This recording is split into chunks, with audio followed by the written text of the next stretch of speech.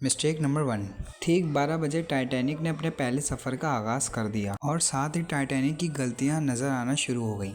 Captain Smith को honour की तरफ से डेडलाइन मिल चुकी थी कि आपको किसी भी तरह 17 अप्रैल यानी 7 दिनों में न्यूयॉर्क पहुंचना है। इसीलिए कैप्टन ने जहाज़ की स्पीड शुरू से ही तेज़ रखी थी और यही थी टाइटैनिक की सबसे पहली गलती। कैप्टन स्मिथ को ऑनर की इंस्ट्रक्शन जब प्रेशर में लगी जब उनको जल्द से जल्द न्यूयॉर्क पहुंचना था, क्योंकि टाइटैनिक का पहला सफर था। अगर वो टाइम से ना पहुंचते तो टाइटैनिक की रेपुटेशन को काफ़ी नुकसान होता।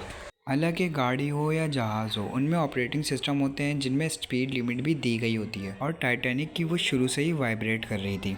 थोड़ी देर में जहाज साउथहैम्पटन के बोर्ड को इतना पीछे छोड़ गया कि दूर दूर तक नीला समंदर नजर आ रहा था। Mistake number 2।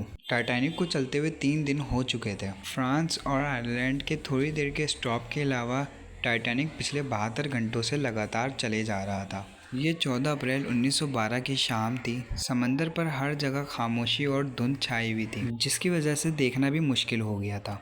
उसी रात एक और बहरी जहाज जो कि टाइटैनिक से कुछ ही घंटे आगे था, उसी रात बहरी जहाज के कैप्टन ने टाइटैनिक के कैप्टन को वार्निंग दी। वहाँ पे बहुत बड़ी बड़ी आइस बर्फ है। एक्सपर्ट का मानना है कम से कम ये वार्निंग 6 बार दी गई थी, लेकिन पता नहीं इनसे वार्निंग कैसे मिस हो जाती है। उनके लिए शायद ये नॉर्मल बात थी, लेकिन टाइटैनिक के अमले की यही दूसरी गलती थी। Mistake number 3। उनके जहाज़ की स्पीड भी बहुत ज़्यादा तेज़ थी और उनसे एक इम्पॉर्टेंट वार्निंग भी मिस हो चुकी थी। अब टाइटैनिक इंतहाई बेखौफ आइस बर्फ की रेंज में बढ़ता जा रहा था, क्योंकि टाइटैनिक को अभी भी हादसे से बचाया जा सकता था, क्योंकि जहाज़ के पहरेदार अलर्ट थे जो दूर से ही आइस बर्फ को देख के टाइटैनिक के कैप्टन को बता सकते थे। पहरेदार अलर्ट तो थे, लेकिन उनके पास दूर से देखने के लिए एक चीज़ नहीं थी और उसका नाम था दूरबीन। यानी पहरेदार आइस बर्फ को देख तो सकते थे, लेकिन दूर से नहीं। और यही थी टाइटैनिक की तीसरी गलती। कैप्टन को जब पता चला जब आइस बर्फ बिल्कुल सामने था, लेकिन अब बहुत देर हो चुकी थी क्योंकि आइस बर्फ इंतहाई करीब आ चुका था। Mistake number 4। अक्सर बहरी जहाज़ को इतने बड़े बड़े आइस बर्फ का सामना करना पड़ता है, लेकिन बड़े बड़े बहरी जहाज़ इसको आसानी से काबू कर लेते हैं। शायद कैप्टन स्मिथ ने भी यही सोचा था। खबर मिलते ही कैप्टन स्मिथ ने इंजन बंद करने का हुक्म दिया और साथ ही टाइटैनिक के रुख बदलने का भी हुक्म दिया। कैप्टन स्मिथ ने बहुत कोशिश की, लेकिन फासला इतना कम रह गया था कि कुछ भी करना बेफजूल साबित होता।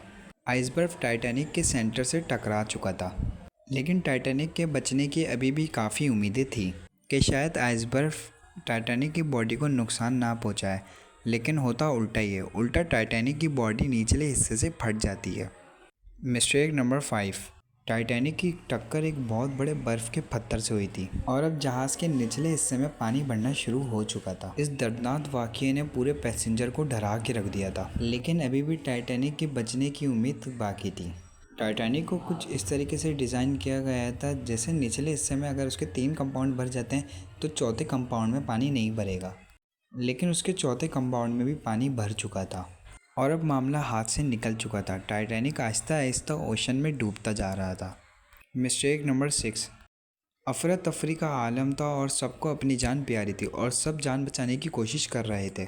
12:45 पे पहली एमरजेंसी कश्ती पानी में उतारी गई।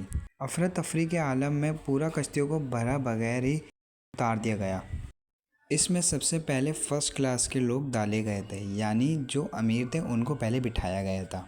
2:18 पे शॉर्ट सर्किट की वजह से लाइट चली जाती है और अगले ही सेकंड जहाज़ टूट के 2 टुकड़ों में हो गया। यूं टाइटैनिक को समंदर में डूबने में 2 घंटे 40 मिनट लगे और यूं टाइटैनिक पानी के अंदर डूब जाता है।